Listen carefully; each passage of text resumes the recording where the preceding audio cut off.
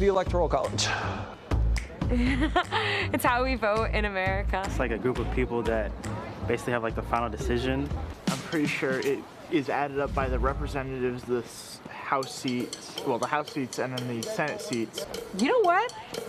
I don't know.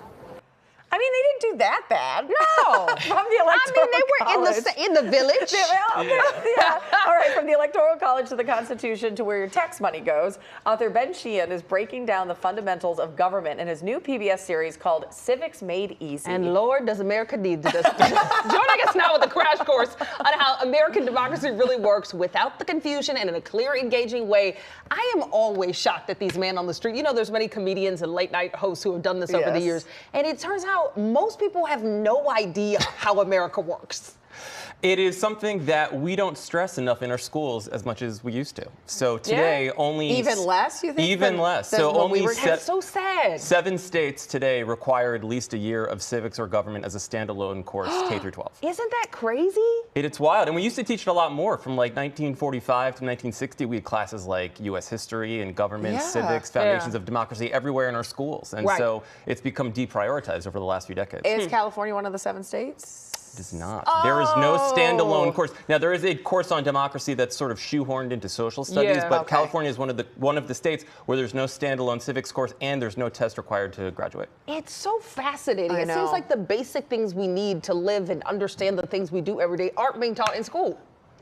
Well, it's really, I don't blame teachers because there are educators that are doing great work, but it really is the fault of state lawmakers and school boards for not making this a required subject. Yeah, well, why do you think civics education is being overlooked? Well, I think in the past couple decades, laws like No Child Left Behind and Common Core and Every Student Succeeds have really prioritized reading and math and testing to those subjects. And so a lot of schools, are held accountable for how their students do in those subjects, and you can even lose funding if your students are doing continually bad in those subjects. So it's really a matter of deprioritization. Okay, you started with the question there about the Electoral College. That seemed to go okay. What did you think? You're not pleased with the answer. No, I mean, everyone, like you said, everyone was in the ballpark, but it's such a confusing topic because, it goes back to the Constitutional Convention in 1787. This is one of the last things that they decided at the convention. There's a lot of debate on how we should pick a president. Some people said Congress should do it. Some people said state lawmakers. Some people said a popular vote. But ultimately, they decided against a popular vote because they didn't think people like us could make a responsible decision.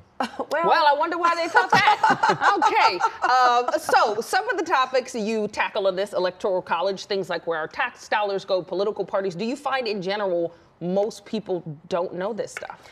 I think that when I was interviewing people on the street, there was a lot more agreement across the ideological spectrum. When you kind of take the politics out of it and just talk about issues like, is it fair that billionaires have the ability to spend unlimited money to influence our elections, you'll find agreement across the political spectrum. So it seems like when you boil down the issues and isolate those and take the partisanship and politics out of it, there actually is a lot of agreement. I think we find that even in polling a lot of the times, right? And that's where it gets confusing as to. So I think the show actually can kind of be like insight into where we're at as a society. What I love about this, though, because I love really digestible stuff, it's 15 minutes. Sometimes even shorter. And it's a 12-part series, so it's not like it's going to go on and on and on and on. You can actually sit down as a family and watch these.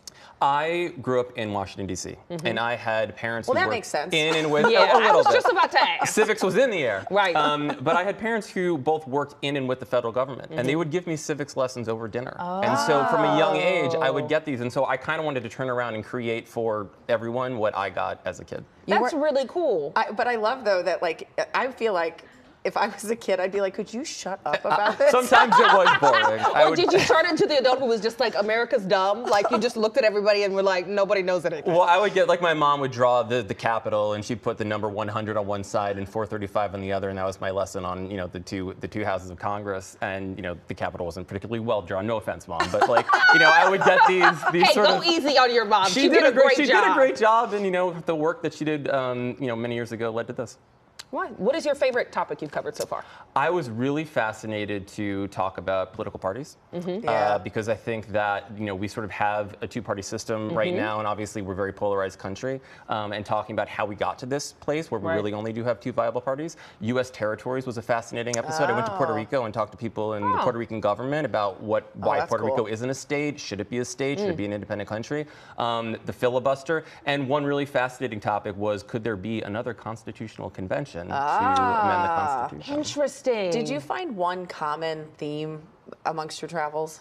I think that people really do care about understanding the government, and that I was surprised how often people were taking the initiative to learn themselves, and people really want to get engaged. And it made me even more disappointed that this isn't a required class in schools, because clearly the desire is there. Absolutely. But it's just a lack of resources. Well, Ben, thanks to your parents, we're getting it through you. So thank you to them. Thank you for being with us. I will be watching every episode. Yeah, a new episode of Civics Made Easy drops every Thursday. It can be seen on PBS.org. And for more information, check out the website, kcalnews.com, and click Seen on TV. Y'all better go study in case you run into Ben on the street and he puts that microphone in your face.